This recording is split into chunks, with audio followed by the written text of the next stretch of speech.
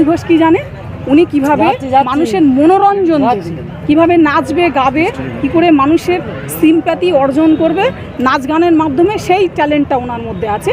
মানুষের চাওয়া পাওয়া অধিকার, মানুষের সুখ দুঃখ, এগুলো উনি বোঝেন না। এগুলো আমাদের এমন একজন ক্যান্ডিডেট আছেন, বেস্ট ক্যান্ডিডেট, যারা আমাদের এই ভাঙড়ে যখন অত্যাচার হয়েছিল ভোটে 2021 সালে ভোটের পরে, বা আপনার এই পঞ্চায়েত ভোটের পরে, শুধু ভাঙড় কেন, অল দক্ষিণ চব্বিশ পরগনায় প্রত্যেকটা জায়গায় কিন্তু আমাদের এই অ্যাডভোকেট নূর আলম খান, আমরা যখনই ডেকেছিলাম ওনাকে পাশে পেয়েছিলাম।